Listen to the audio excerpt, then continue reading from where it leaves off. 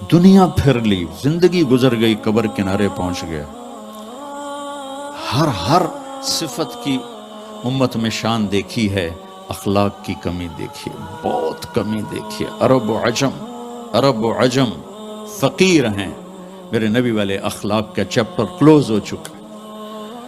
یہ اسلام کا سب سے مشکل چیپٹر ہے۔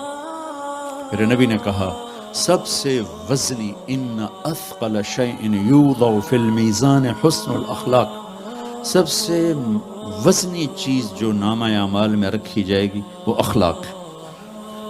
لقمان علیہ السلام کا فرمان ہے کبھی چپ رہنے پہ نہیں پچھتایا، ہمیشہ زبان کے بول پہ پچھتایا۔ میرے بھائی بہنوں، اپنی زبان کا بول ہم ٹھیک کر لیں، کیوں کہ یہ جان پر وزن ڈالتے ہیں۔ ایک آدمی آئے گا، اس کا ترازو ایسے ہو رہا ہوگا، ایسے سٹیبل نہیں ہو رہا، جب یوں جائے گا تو اس کا دل نیچے، جب یوں آئے گا اس کا دل اوپر، تو یوں ہو رہا، اب وہ موت ہوتی تو مر جاتا، یہ ایسے ہو رہا، ایسے ہو رہا، ایسے ہو رہا، ایسے ہو رہا۔ ایک دم ایک بادل آئے گا اور اس کے سیدھے ہاتھ والے پلڑے میں بیٹھ کر اس کو ایسے کرتے تو اس کی جان میں جان آئے گی۔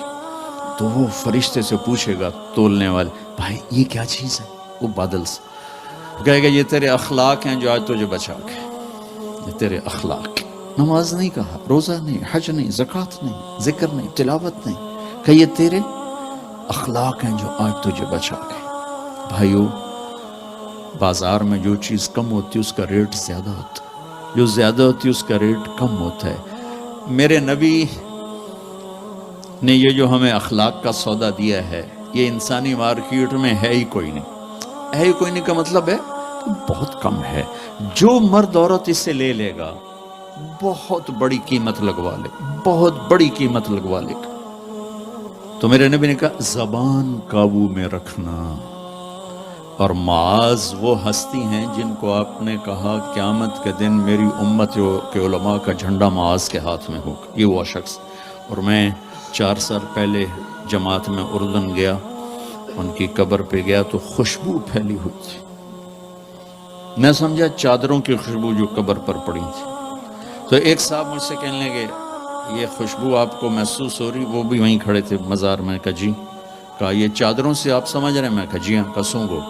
میں نے چادروں کو سونگا، کوئی نہیں۔ اس نے کہا یہ قبر سے آ رہی، جب سے یہ بندہ یہاں سویا ہے یہ قبر سے آ رہی۔ 18 ہجری میں، 18 میں 1434 میں گیا،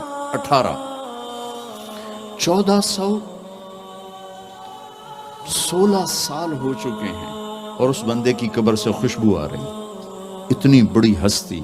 اور ان سے یوں کر کے سمجھایا کہ معاذ یہ زبان قابو میں رکھنا۔ میرے بھائیو، انسان اپنی نیچر نہیں بدل سکتا، وہ ٹورانٹو میں رہے یا وہ چاڈ میں رہے یا وہ کیمبو۔ میں تو ان صحراؤں میں پھرا ہوں، زندگی کا خوفناک نقشہ دیکھا ہے، ہزاروں سال پرانی زندگی۔ انسان اپنی نیچر میں میٹھے بول کا محتاج ہے اور کڑوے بول کا زہر برداشت نہیں کر سکتا۔ سانپ کے زہر کا علاج موجود ہے، کڑوے بول کا علاج موجود کوئی نہیں ہے۔ تو ان سب مستورات سے اپنے آپ سے کہتا ہوں، ہم اپنی زبان کے بول کو میٹھا کر لیں، خاص طور پر رشتوں کے آگے، ماں باپ کے آگے، بیوی کے آگے، بیوی خاوند کے آگے، اولاد ماں باپ کے سامنے، ماں باپ اولاد کے سامنے۔ اپنی اولاد کو بھی عزت دو۔ میرے نبی نے کہا اکرموا اولادکم، اپنی اولاد کو عزت دو، وہ لوٹ کے تمہاری طرف آئے گی۔ بہت سے بچوں کی نافرمانی میں ماں باپ کو دخل ہے، شدت، زبردستی، سختی۔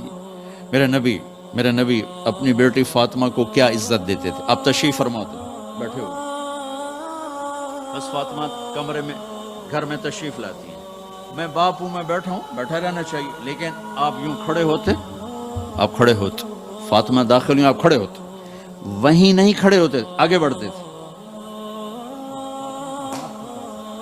اور یوں چومتے تھے، بوسہ لیتے تھے، پھر ہاتھ پکڑے پکڑے پکڑے آ کر ان کو چارپائی پہ بٹھاتے تھے، اس کے بعد خود بیٹھتے تھے۔ یہ میرے نبی نے اولاد کو عزت دے کے دکھا۔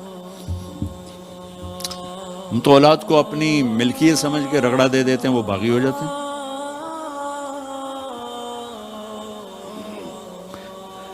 رشتوں میں زبان کا استعمال، تعلق میں زبان کا استعمال، یہ انسان کو اونچا اور نیچا کرنے والی بہت بڑی چیز۔ اس لیے جب کبھی غصہ ہو چپ ہو جاؤ، بولنا نہیں۔